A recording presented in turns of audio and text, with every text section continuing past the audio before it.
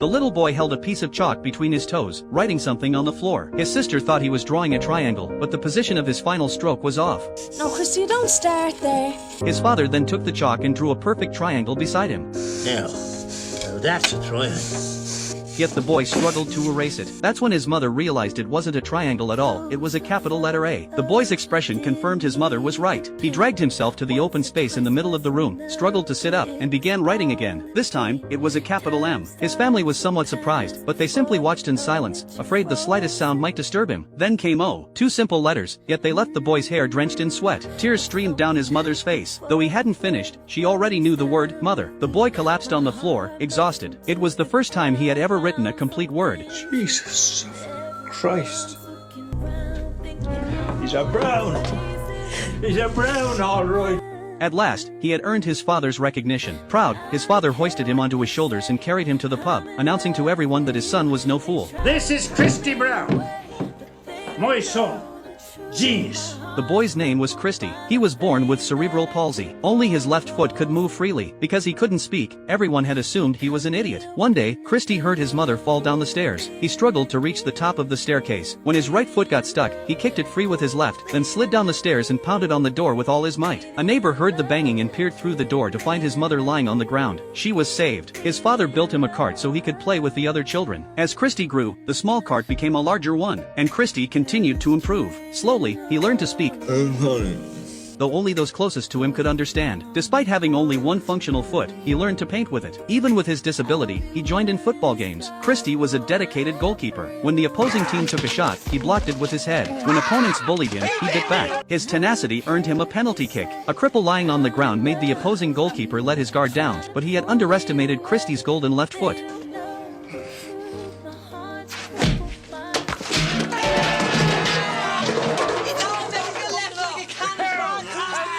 Spin the bottle. Whoever the bottle points to must receive a kiss from the young lady. The handsome boy across from her was her dream guy. Unfortunately, the bottle pointed at a cripple. She couldn't bear her friend's mockery.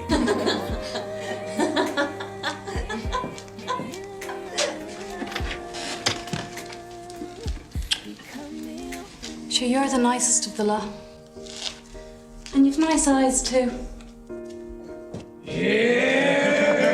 From that day on, Christy couldn't get the girl out of his head. He stayed up all night painting a picture of her with his foot. When she received it, she eagerly showed it to her friends. Your beautiful eyes are splendid pools of blue, in whose depths I swim regularly. It's lovely, isn't it? Only for them to notice the signature belonged to that cripple. Christy, sure he does it with his left foot.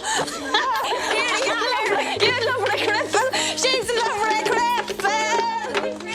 What was meant to be a romantic gesture became a burden. She came to Christy's house and returned the painting. Can't take it. Sorry. No one could have imagined that this cripple would one day become more successful than anyone there. But that night, the family received even worse news. Their father, the sole breadwinner, had lost his job. They had lost their only source of income. They couldn't even afford coal for the winter. That night, the boys huddled together in one bed, too cold to sleep. The next day, his brothers made a bold decision. They used Christy's cart to block a coal truck. When the driver got out to check, the brothers slipped around back and pulled the pins from both sides of the truck bed. As the truck drove off, the rear gate slowly swung open, scattering coal all over the street. The boys shouted with excitement. Neighbors rushed out to gather the coal. One old woman even used a baby carriage. As the fire in the hearth roared higher, Christy suddenly cried out. His shout drew his mother's attention. Seeing him staring at the flames, she remembered what she had hidden inside the fireplace. She reached in to grab it. His father didn't understand what was so important about an old box, but when she opened it, it was full of money. All these years, their mother had been secretly saving up to buy Christy a real wheelchair, and Christy had seen it all. One day, their mother came home with their sister and sent the boys upstairs, keeping only their father behind. Their unmarried sister was pregnant. Their father flew into a rage, calling his daughter filthy and hurling the vilest insults at her. Upstairs, the boys dared not make a sound. Christy's left foot trembled with fury. His face contorted. He wanted nothing more than to go down and confront his father. He had long resented his father's tyranny in this house. He resolved to change things himself. His sister ran into the room, her face already bruised. She knelt before Christy and urged him to stay calm. What could a cripple do, after all? All he could do was stamp his left foot over and over to express his rage. Looking at Christy, his sister asked him to take care of their mother. Then she left home for good. Eventually, their mother saved enough to buy Christy a wheelchair. His condition also caught the attention of a doctor, a specialist in his field. She found Christy and offered to give him comprehensive treatment, free of charge. Christy spoke up. his words still slurred. His mother was about to translate, but the doctor spoke first. Make a heart sick.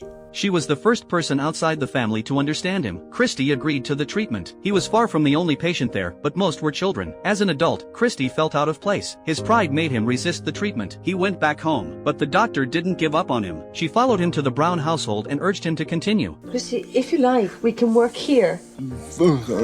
With speech therapy, I could teach you how to say fuck off more clearly. Moved by her dedication, Christy agreed. This time, she worked with him one-on-one, training his lung capacity, teaching him to breathe properly. Yet after days of training, there was no progress. Christy grew despondent. He shut himself in and refused to speak. The doctor came to see him and gave him a book, Shakespeare's Hamlet. She hoped he might find redemption in its pages. After she left, Christy carefully picked up the book with his foot. At last, he began to speak, repeating that famous soliloquy over and over.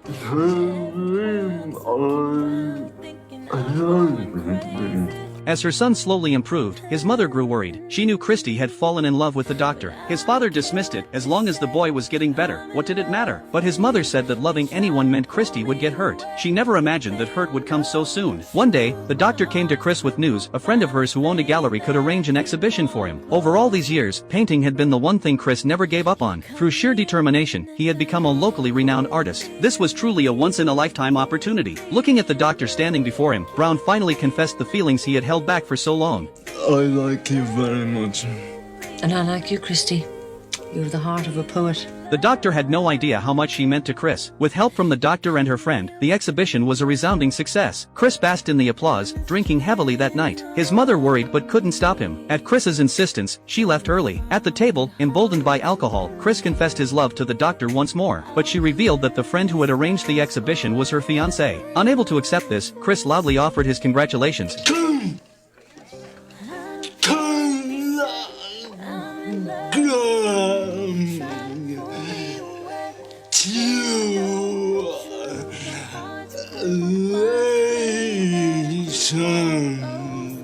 Then drank glass after glass, growing increasingly unruly until the atmosphere became unbearably awkward. The doctor's fiancé, unable to tolerate it any longer, tried to push him out. Chris clung desperately to the tablecloth, oblivious that his behavior was hurting the doctor most of all. He left a note, intending to end his miserable life. But the attempt failed. Chris fell into deep despair. Yet his mother told him, "Even if you've given up, I haven't." She grabbed a pickaxe and headed outside. Chris followed her downstairs, bewildered, asking what she was doing. She was going to build him a room of his own. Don't be mad. Maybe if you have a room of your own, I'd start painting again.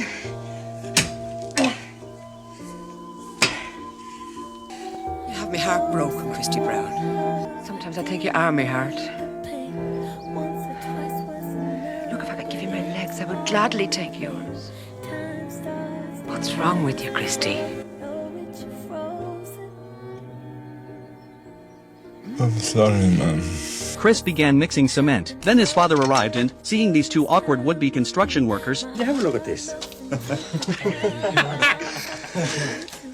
Christy, it may be a great painter, but you'll never be a brickie. Fair play to you, missus. Right, lads. You bring in some more bricks. Mix up a bit of muck. Bring me in me level, will you?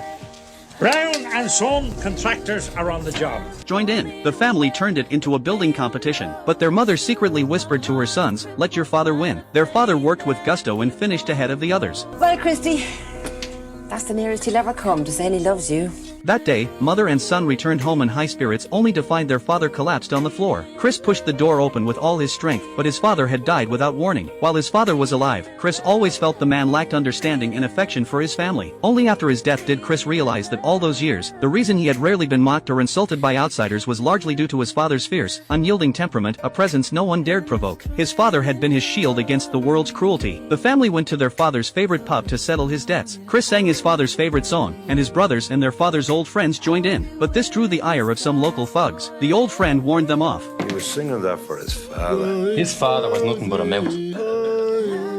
Like all the Browns. All right, lads. Take it easy. Respect for Dom. Chris walked up to one of them and suddenly kicked the glass from his hand. The pub erupted into a brawl. The Brown family defended their father's honor in the very way he would have. After this incident, Chris realized that painting alone could neither express the complexity of his emotions nor support his family. He decided to write about their story. With his brother's help, Chris published his first book and earned £800. He slipped the money into his mother's secret cash box, planning to surprise her. At lunch, he playfully insisted she buy ice cream. Though money was tight, she decided to indulge him just this once.